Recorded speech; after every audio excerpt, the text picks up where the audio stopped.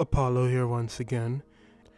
In my last video, I spoke about how I really do appreciate the tradition of telling stories that we had in the Bahamas. So for this video, I decided that instead of reading Once Below a Time again, that I should go around and ask for some stories from the people around me and see what they have to give. So that's what I did. I have 6 short word-of-mouth stories that I will be relaying to you today. 2 of them are urban legends, and the other 4 are all stories people have experienced, one of them being mine. So, sit back, relax, and listen to some urban legends from the Bahamas. The Plum Tree. Urban legend. Mandy Sands was a young girl that didn't know how to listen. Her mother would constantly have to explain to her what to do and when to do it, repeatedly. Her father was a more stern man that didn't have much patience, so he didn't have time for Mandy's games. So every time he'd have to repeat himself, he'd always fly into a rage, leaving before he did anything drastic. There was a plum tree in the front yard that Mandy was forbidden from eating. Not for any particular reason, but mainly in the hopes that she'd learn to listen. Every day she'd go outside, hoping to sneak a plum off the tree. But every day she'd get caught, and every day she'd get a reprimand. From her mother, that is. Her father had less patience for it. So, Mandy's mother has to leave early, before she gets to do her ritualistic reprimand of Mandy for trying to steal a plum. She tells Mandy, "Don't touch the plum tree, your dad's gonna have to stick around for this one." Well, you know how this one goes. Later on in the day, Mandy's mother comes back. Goes inside, checks on her husband. She finds him sitting down, happy, calm. She looks around the house, trying to find Mandy. Mandy Sands is nowhere to be found. She asks her husband, "Where's Mandy?" "Oh, I've sent her off," he replies. She says, "Oh well." Mandy's mother goes out into the front yard to pick a plum. If her father isn't angry, that means Mandy must have listened. So, she goes to pick a plum as a reward for her daughter, for a job well done, for having listened for once. As she does, she notices that there's a shrub growing below the plant tree. She doesn't like the sight of the shrub, so she goes to pick it. Just then she hears, "Mommy, mommy, don't you pull my hair, don't you pull my hair, don't you pull my hair. Mommy, mommy, don't you pull my hair, for Daddy has killed me for picking a plum."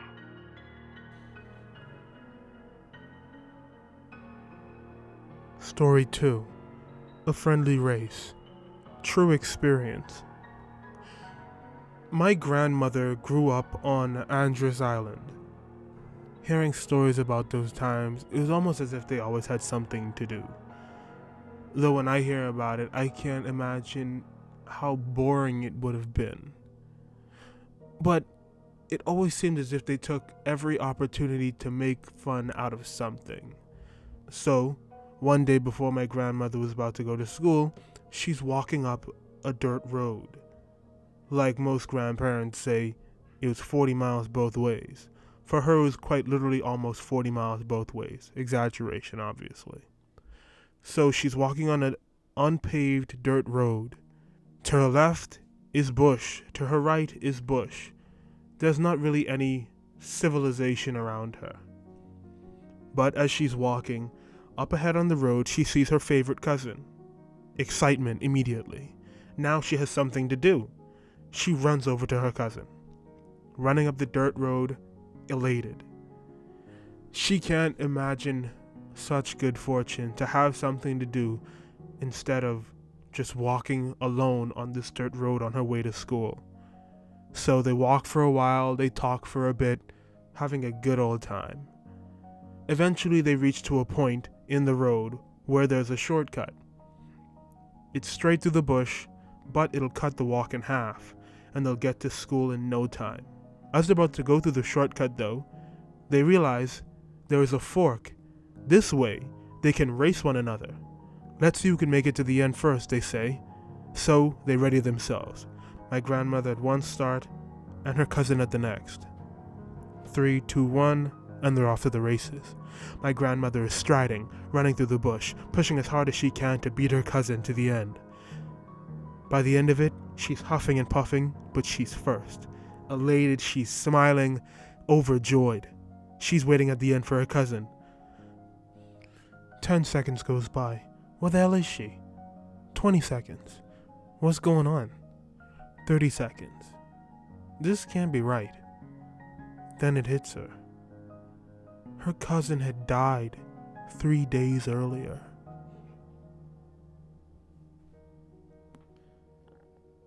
Story 3. Chicken Island. True experience. This one comes from my brother-in-law. As a kid, his dad worked at Fish Fry. If you're Bahamian, you know what that is. Well, when he's at Fish Fry, his dad also had a boat docked a little bit away. So, being a bored kid, he decides, screw it, I'll steal the boat, go for a joyride. Gets some friends, steals the boat, and like he planned, they go on a joyride. The Bahamas is made up of over 700 islands and keys, so while they're on their joyride, they decide to go to one of these small keys. They arrive on the key, and as soon as they set foot, they can hear the sounds of chickens. It's loud, boisterous. Well, being kids, they decide to investigate. What the hell are chickens doing on a key? Where did they come from? How'd they get here? So they start investigating. Walking further into the key, a key is like a small island, but some of them have some shrubbery, some of them actually have like trees. This one has trees. They go into the key and start investigating. Walking further and further, the noise of the chickens gets louder as they get closer, obviously. Now it's like it's surrounding them, but they can still hear where the main source of it's from. It's like an army of chickens just going crazy, right? So they walk further in. They get to the main source of the noise. They look, and it's just one chicken. No army, no mass of chickens all freaking out in a circle. It's just one solitary chicken. This black chicken just standing there, clucking away. But they can still hear the sound of all the chickens. They're just standing there. What the hell's going on? But as they watch and stare, and as the chicken looks back at them, not moving, everything goes quiet. And I'm not talking like, oh, it just gets kind of quiet, but you can still hear the sound of the chickens. No, like all of the sound gets cut off. Like someone hit a mute button, and the world just went quiet. So now they're on this island, no sound. So they did the most obvious choice. They run, obviously.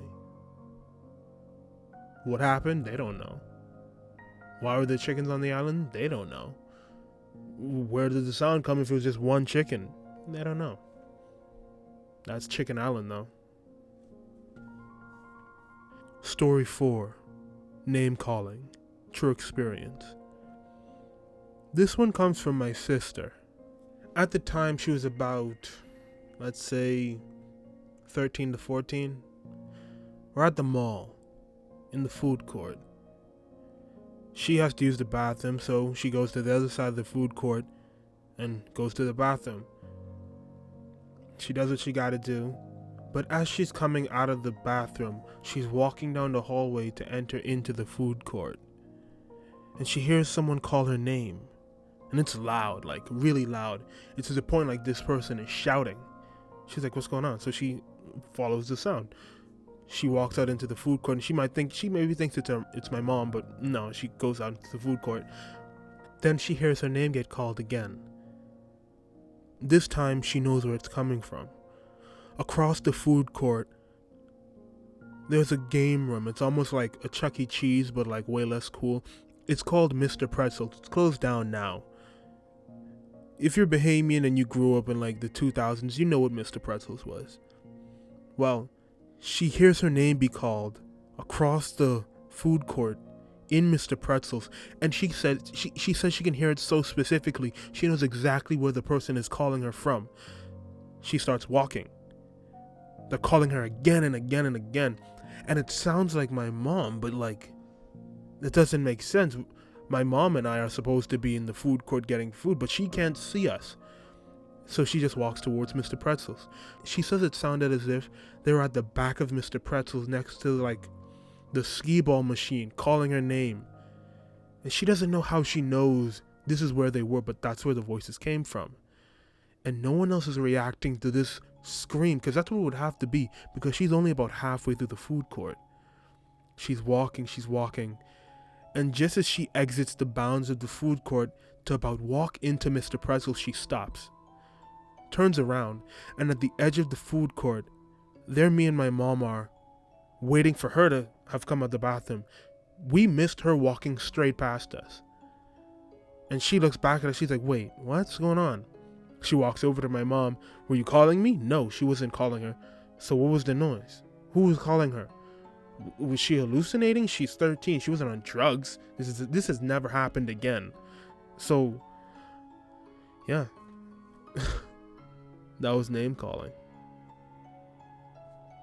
Story 5. Corpse Watchers. Urban legend. Back in the day, on Andros Island, it was hard for them to get rid of their dead in ways that we do now. To embalm and to preserve a body for an autopsy to be done properly, it wasn't really a thing. So when the mortician clocked off and there were still bodies that needed to be dealt with, they would keep them in a room, lined off in coffins, and the next day the mortician would come in, deal with the bodies, and then they do burials. So basically, you died Monday. If the mortician has to go away, you get put in the box, and on Tuesday you're getting buried. There's no time for ramble because you're gonna rot, so it's quick. So people do weird things, so you gotta have people guard the bodies. Whether someone just wants to do freaky stuff with a corpse, or someone wants body parts for Ober. You never know. So you gotta have people watch the bodies. That's where Jamie Stubbs and Mark Roll come in. They're the corpse watchers. So they're in the room with the bodies as they watch the coffins. Now, as you'd expect, being in a room full of dead bodies isn't for the weak-hearted. But Jamie, he's been doing it so long, he doesn't really mind. Mark, on the other hand, he's new, so he's a bit skittish.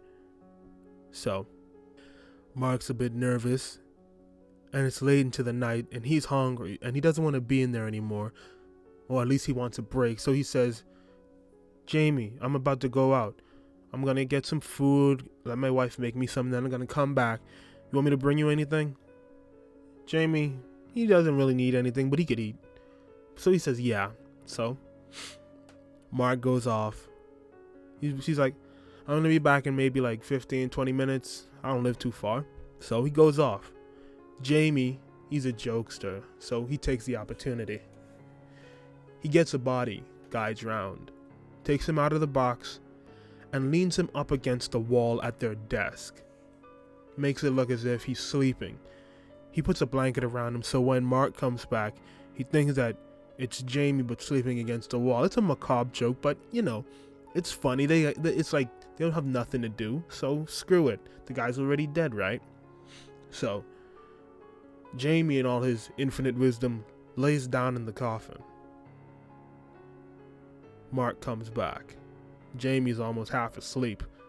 Took longer than he thought, but he comes back. Mark walks in and goes over to the corpse. Jamie's waiting. He's about to jump out, excited. Mark goes, "Hey Jamie, wake up, I'm back." Jamie's about to get up. Then he hears, "Oh, okay.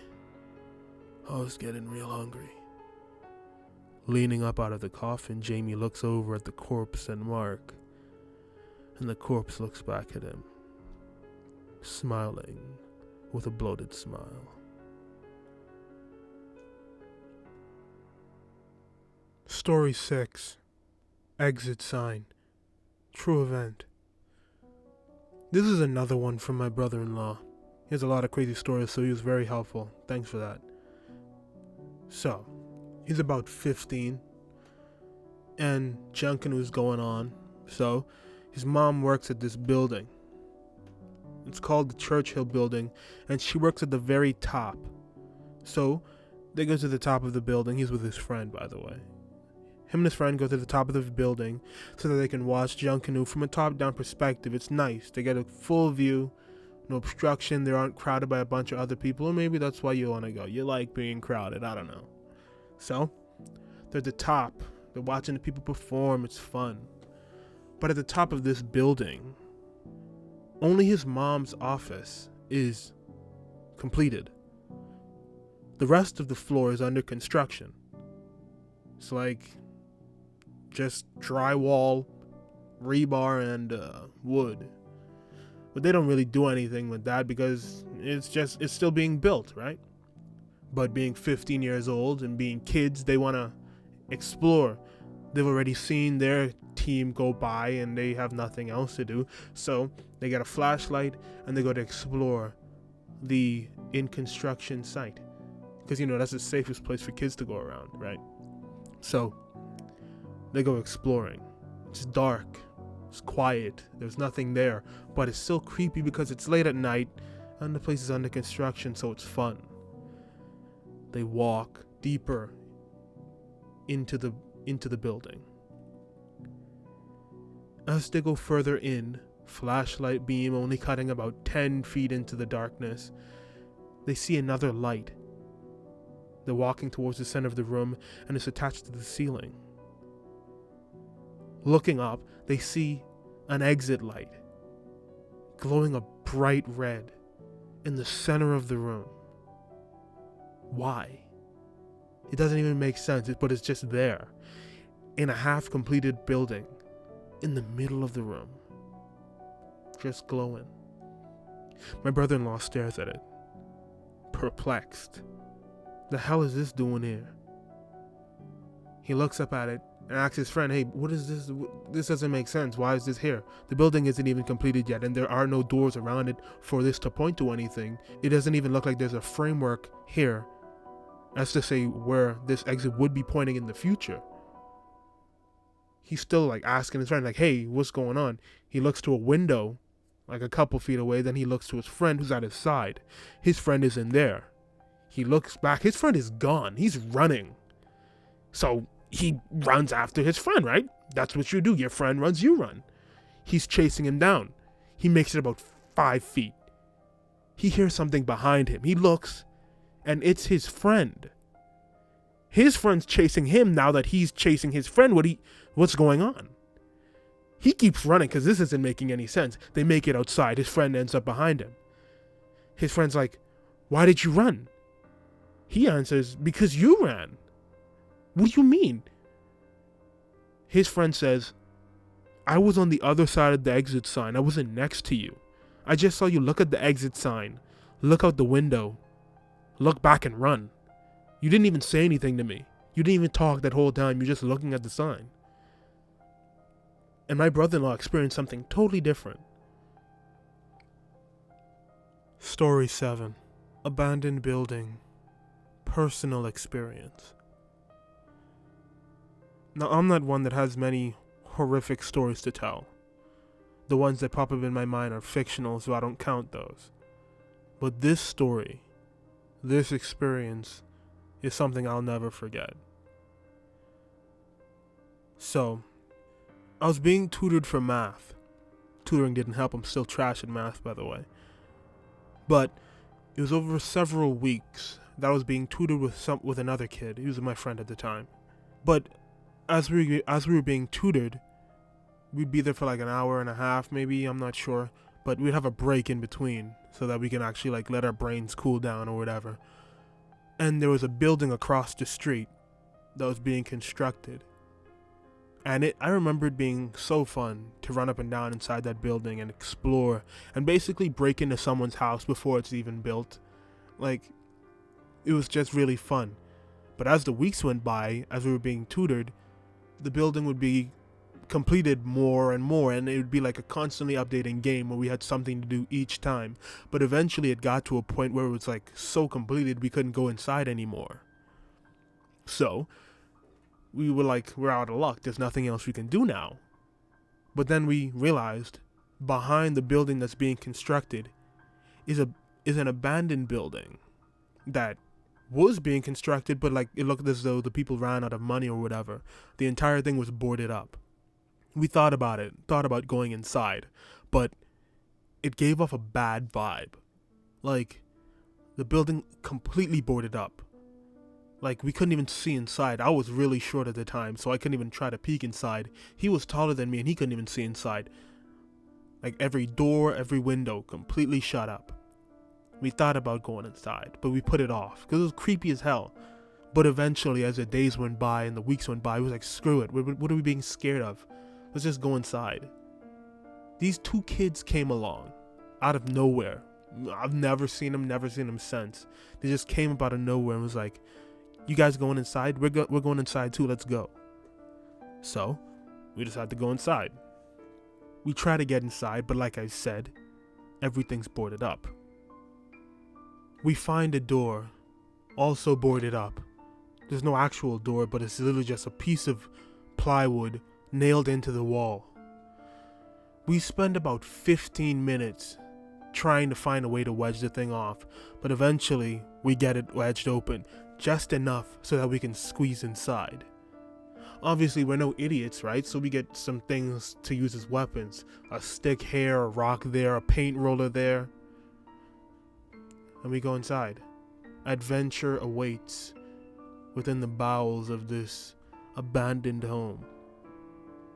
For some reason, I'm the leader of the pack. One of the shortest ones there, right? So we're walking slowly. Every step we take, we feel the anxiety of what we're actually doing. We can barely see our hands in front of our faces. I can hear them breathing heavy behind me, terrified, but no one's gonna turn around because you're gonna look like a punk, right? So we keep going forward. Heavy breathing. Trying to be silent footsteps. Keep pushing forward. Sweat beating down my face. I'm terrified. There's nothing there, but I'm still scared because this is a new environment and it's dark, like really dark. There's like maybe 2 laser beams of light peeking through some cracks here and there, but other than that, it should basically be night inside that house. So we walk forward some more. I'm not even really sure what we were planning to do, but 2 more steps and I reach a corner. I take 1 step forward. Not even to turn, but just to position myself so that I can get a full view of what's down the hall. But I don't even get that. I get 1 foot out in the open and then I feel a presence. Just like a heavy aura way down on me. I look to my left where the opening for this hallway would be,